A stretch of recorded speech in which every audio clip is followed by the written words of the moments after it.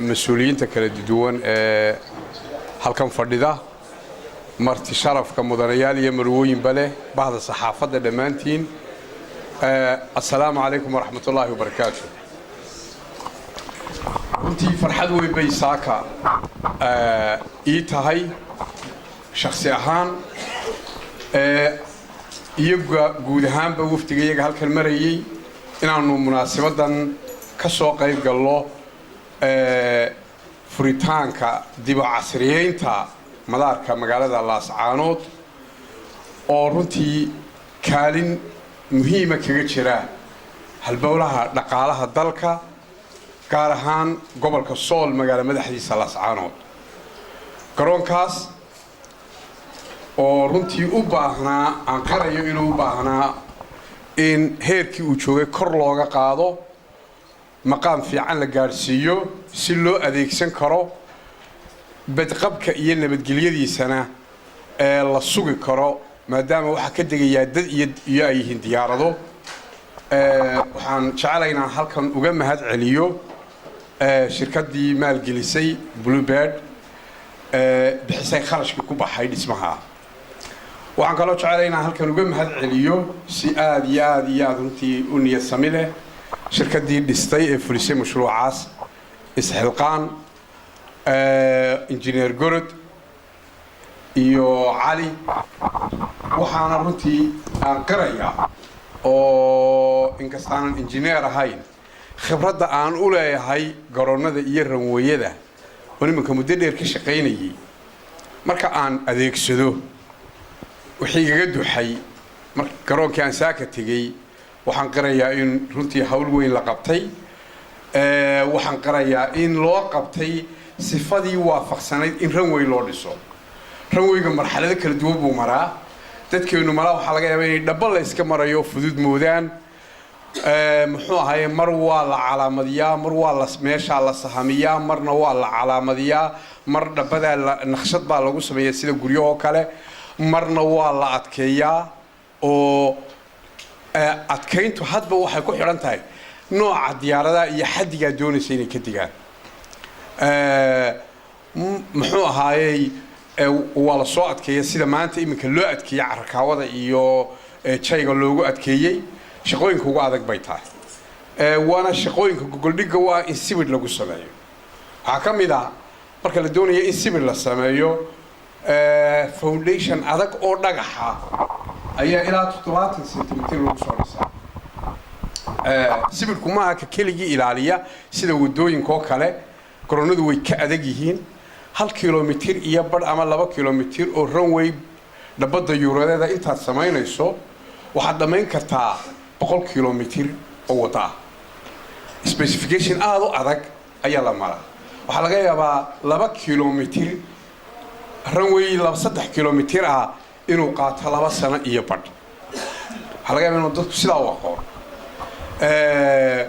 runtii waxaan qarayaa inuu garoon fiican yahay la adeegsan karo marxaladan la qiimeyn karo waxaa noo qorshaysan inaanu dhaqso u keenno wafdi ka socda hay'adda Kayo ee qiimeysa garoonada iyo duulimaadyada ee grade-ka u bixisa si loo geliyo Google-ka si diyaaraduhu ay u karaan si loogu aqoonsado inay Laascaanood garoonkeedu yahay garoon compliant ah loona sugo diyaaradaha ka digi kara diyaaradaha loo ogol yahay in loo sugo aqoonsiga garoonada waxa bixisa hay'adda caalamiga inagu ma bixino in la isticmaalana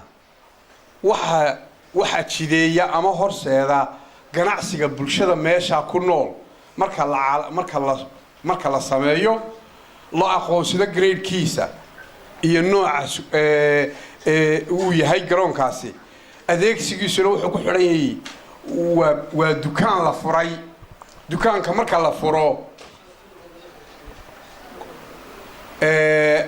muxuu ahaayay togdheer iyo sanaag iyo Puntland Garowe Boosaaso loogama keeno macaamiil waxa looga keenayaa waa Sool waa Laascaanood in la adeegsadaana waxay ku xiran tahay oo diyaarado loo soo jebiyaa siyaasad dawladaysan iyo macaamil bulsheed وين بلشدو قبل كسول أي أديك ستهجرونكا وكسو دكتا أو باسنشركا دياردو waxay ku yimaadaan waa ganacsigu wuxuu ku salaysan yahay demand and supply waa in suuq loo helaa oo bulshadu adeegsataa waa in bulshadu adeegsataa dadkeenu aad uma yaqaanaan haddii bulshada sool ku dhaqani ay garoonkan adeegsato waa amirmaya waxaan idin ballan qaadayaa in halka maalin walba diyaaradi timaado ama wigi dhowr maalmood ay timaado ballan baan siyaasadii aanu ku jideynay iyo aqligeedina waynu haynaa bulshadii iyo baasanjarkiina sool waa bulsho ballaaran qurbo joog badan leh diaspora badan leh oo ooman inay isticmaasho waan aaminsanaytaa iyadana waxa looga baahan yahay inay aaminaan garoonkooda oo diyaaradaha ku qasbaan in laga dejiyo laascaanood arrintaas waa arrin aad u weyn had iyo jeer muxuu ahaa waa arrin runtii waxa kale oo iyaduna taala siyaasadda wasaaradda aan madaxda ka ahay siyaasadda wasaaradda aan madaxda ka ahay aan ku hagayay waxa weeye ee aan wakiilka kaga ahay madaxweynaha Soomaaliland waxaynu dad faqiira dhaqaale weyn lahayn adduunku deynsiin ina caawin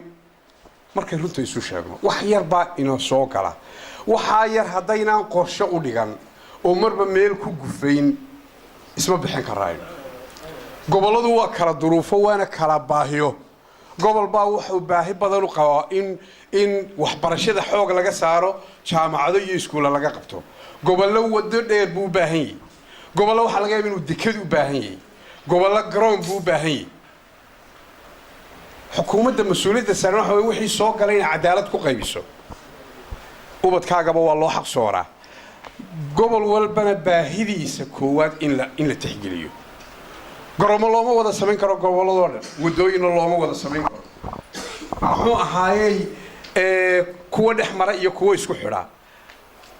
biyana looma wada samayn karo gobol baa laga yaabaa in biyuhu muhiim yihiin marka waxaynu u baahannahay in qorshe la dhigo qorshahaasina qorshe gobol la jiro qorshe qaran la jiro oo marba meel la saaro annaku had iyo jeer markaan gobolada dalka u baxo laascaanoodaan maanta joogo waa arkaya dareenka dadka saluug baa ku jira fariimaha canaan baa ku jira hadal waayeel waa guudmar maxaa garoonka loo sameyn waayey baan ka akhriyayaa hadalladaas waana sax sidaa sheegtayna waa gobolkaygi haddaan eex iyo qabyaalada wax ku wadayana waa kii aan u horraysiin lahaa laakiin qorshaan wax ku weli qorshahaasi waxa weeye waxaan si war labadaa garoon ee sibidhka ah wixii aad ku gufayn karto ila iminka iyagaa dhisan dhagaxna hoostay ku leeyihiin waana sibidhsan yihiin waxay u baahan yihiin casriyeyn iyo lakabyo cusub oo la saaro waa garoonka Hargeysa iyo Berbera in badan markaan tago awda ama aan tago laas Cergaabo ama laas Caanood aan maanta joogo ama Burco tago waa la igu haaraama waa la igu dhaliilaa aniga iyo xukuumaddan ka tirsanahay maxaa dalka wuxuu ka qaban weeyay maxaa war garoon miidhan meel walba kama dhisi karaan xaqadu waa sidaa ummad yar baa nahay dhaqaalana aan lahayn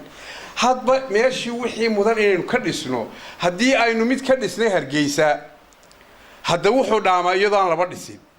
qofka halkaa ka soo degaa ilaa boohud u tagi karaa ilaa Cergaabana u tagi karaa laascaan iminka bada waa laga soo degaa xaqadu waa sidaa 6 saacadood buu soo soconaya qofku waa ogahay inay dhib tahay laakiin waxa ka daraan lahayd hadda Djibouti waa laga degi jiray waagi hore meel laga degaa ma jirin ya markaa muxuu ahay Soomaali oo dhan isugee mar baa lagu qaybin jiray Djibouti maanta si u dhantayna Hargeysa lagu qaybiya wada horumar inoo soo kordhay had dhowr talaabaynu soo qaadnay marka waa ku dhiiran karaa in kuwa kalena sameeyno hadda waxaanu qorsheynaynaa war bal horta sibila joogay inay shaqeeyaan garoonkani inuu shaqeeyo diyaarada yimaadaan oo marka dadka Hargeysa la keeno kuwa yar lagu keeno waxaanu wadnaynaa Cergaabana sidaas lagu geeyo boorame lagu geeyo burca lagu geeyo waxay markaa noqonaysaa qof dhul soo maray inaanu jirin qof waliba uu gobolkiisii badqab ku tago garoonkani saaka markii shaqada laga qabtay oo aan qorshaha noogu jirin anaga sanadkii hore shaqadaasi naga caawisay naga wada caabisay aanu ma hadnaqayno ilaahina khayr ka siiyo oo jazaahumullahu khayran waa wax weyn anana waxaanu ku dhiirinay waxaanu garwaaqsanay inay garoon noqotay meeshii waxaanu garwaaqsanay inay u baahan tahay shaqaale in loo qoro waxaanu garwaaqsanay oo haddaanu qoraynaa laba inoo kaliya meesha jooga labada inana mushaharuun bay ku qaadan jireen shantii sano inaan baanu ku kordhinay saxadiidna waa ugu nimi saxadiidna maanu garaway waa sool wax ku dara shaqaalaha ka kordhiye waxa weeyde meelaan irmaanayn shaqaale lama qorodee de saaka irmaanto saaka todobaanu qoraynaa qaar baa baabuurta lagu tababaraya dibdemiska xoolaha laga celiyo inta siliga loo sameeyo diyaaraddu baqtiinaya ilaahay shil inaguma keenee waa mas'uuliyadna saaran markii garoonkii diyaaradii maalin walba ka degto iminka in gaari dibdemisana la geeyo shaqaaluhu miduu raacana in la helo de ma baanu haybsanayn markii hore waxaana hamad geliye waxaa la qabtay marka bulshadu wax qabsato adiguna waad dhiirinaysaa haddana waxaanu kale oo waa isku noqonnay hadda bartidka nooguma jirin madaxweynihii baanu u tagnay aniga wasiirku waxaanu waxay meeshii u baahan tahay in dhisme laga sameeyo isagaanu kharashkii madaxweynahaanu kula ciiray waa noo ogolaaday iyadana waa nagaa dhagax dhignay iyadana muddo gaaban oo aan isleeyahay bilya bar ka badan mayso dhismahaas waa inoo dhammaanaya terminaalkii hoolka ahaa ilaa xafiis 3 xafiis toiledadii wixii balorta bilowga ahaa balorta kalaaba dabada caaqilku sheegaya haynoo dambeeyay warka hore markaad heshaad ka weyna heshaa noloshu waa sidaa iminka bini aadamku bahidiisu ma dhamaato markuu dhasho ilaa uu caloosh hooyadii ka soo dhaco uu qaawanye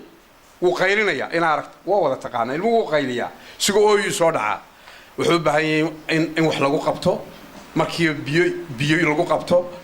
caana la siiyo dhar buu u baahdaa wuu koraa kabu u baahdaa wuu socdaa marka dambe dhar qurux loo baahdaa reer buu u baahdaa adduun buu u baahdaa guri buu hadda baahiduna ma dhamaato markaa mar hami iyaba qofka gala himilo markaynu intaa iminka qabanno ee garoonkii inoo shaqeeya sibirkana waynu ku hameynaa waana qaban doonaa maalmaha ka midana waxeenii ilaahay gaarsiiyaa waxaa arki doontaan isagoo sibidha waayo wuxuu ka bilaabmaa horumarku taaku ka bilaabmaa maanta odhan maayo bulshada reer sool beelu sheegi maayo odhan maayo sibidh baanu ka dhigaynaa dhagaxaan beenana xukuumad ahaan meel ma dhigno markhaataa ka tihi dhagax run aanu dhignaa kaa aanu dhignay wuu qabsoomayaa laakiin markaynu helo haddii aanu iminka caawimo ilaahayba ina siiyo dhowr garoon priority-gu ku jiraa uma kala hormarinayno gobollada kala jeclaysi muhiimadda deegaanka iyo juqraafigaanu kala hormarinayna intay isu kala jiraan baanu kala hormarinayna muxuu ahaa waxyaalo badan baa lagu saleeya waayo gobolkani waa gobol durugsan oo garoonka Soomaaliland maanta laga dego ka fog muhiimadaha priority-ga ku jira ku horeeyo ku jiraya haddii caawimo layna siiyo waa ku daraynaa maanta waxaynu qabanaynaa inaynu kaysa ciida isticmaalo waxa muhiim ah in silig lagu xiro oo xoolaha laga celiyo safety-ga ayuu la xiriiraa dayuuradu ma aamini karaan ka hargeysa aragtaan dhowr iyo 20 sano ciidaha aha muxuu ahaayay bilaa xayndaab iminkaanu dhamayn aniga Cabdirasaaq iyo ragii ka shaqeeyay baanu 13 kilomitir baanu banayn oo u dhigma 6 milyan iyo 800 oo mitir square oo qiimihiisu yahay 350 milyan u dhigmo dhulka Hargeysa laga iibsado halku maanta ku yahay waxa dad baa lahaa aqli iyo mantiq iyo garasho iyo hufna habarna kumaanu dilin midna kumaanu riixin waxay ahayd ciidaas waxa lagu ilaalin jiray isagoo iska banaan baabuur baa ilaalin jiray inama ilaalin jiray kharash baa ku bixi sida iyo baayaan maantana waxaanu ku hameynaa kan inaanu xayndaab ku xidhno wax iminka aanu jeebka ku sidoo saaka dhagax dhigayna maaha waa u dagaal tagayna sibirka waxa nooga horeeyo walwal weyn nagu haya inuu yeesho xayndaab inuu xayndaab waayo waa dooxo xoola daaqeena waxa muhiim ah in xoolaha laga xidho waxaan leeyahay walaalayaal waa dadaalayna bulshada reer Soola waxaan ku dhiirigelinayaa inay dadaalaan oo ay horumarka u jeestaan oo muxuu ahaayay horumarka aynu ka wada shaqeyno gacmo wada jir bay wax ku gooyaan hamiga iyo himiladu bini aadanka meesha degan bay ka timaado xukuumadda Soomaaliland ee aanu aniga Cabdirasaaq ka mid ka nahay halkan ciidan kuma soo gufayso ciidankana uma keenay inaan dadka ku caburino ciidanka nabadgelyo aanu keenay in ammaankiina adkeeyaan xasiloonidana adkeeyaan waxaanu kala keenaa aqlina waa barbar wadnaa horumar baanu barbar wadnaa wixii intaanu joognay hore loogama qaban malihi waa wax weyn ku faani mayno wax badan baa laascaanood iyo sool ka dhiman wax badan baa ka dhiman nabadgelyada ayaa muftaaxa markay soo diirto horumarkuna waa kordhiya waxaa naga go'an muddada xukuumadda Silaayo ka hadhay inaanu laascaanood wax weyn ka hirgelino oo lagu xasuusto Axmed Silaayo been sheegi mayno waa naga run wax weyn waxaa lagu qoray gobolkan dispute area waa dhulkii la isku haystay waa sool way garwa way xaq waasisay eragaas waxaan doonaynaa inaanu cunaqabataynta ka qaadno waxaan dagaal ugu jirnaa inaanu waxa ummadan lagu xaq waasiyay ee wuxoodii gacanta sare lagu hayo ee u dhici waayay la haulaay wala haulaay inaanu ka saaraa loo baahan yahay si aynu uga saaro waa inaynu gacmaha isqabsanaa waa inaynu ka wada shaqaynaa waa inaan nagala shaqaysaan waa inaan niyadda wanaajisaan ورادا وحتبانيسان bulshada reer sool wax tabanayso xukuumad maskax furan baanu diyaar waxaanu nahay inaanu idin xoqno inaanu idin dhageysano inaanu bulshada reer sool tabashadeeda eegno haday nala garanaqsanayaan diyaar gogol baanu dhigayna waa soo dhaweeyna cid wada hadalka rabta diyaar baanu bulsho is abayna ilaahay meel ku wada beeray wax wada leh waxa weeye dhaqan baynu leenahay waxa la wixii ina dhex yaala wada hadal inaynu ku dhameysana waajib ah danaheena kale iyo horumarkeena ka shaqeyno waxaan leeyahay aan gacmaha isqabsano oo dhisno gobolka oo magaalada dhisno oo aan isku xidhno dalka intaas aan runtii ku soo ururinayaa aad iyo aad baan mahadsantihiin wassalaamu calaykum wa rahmatullahi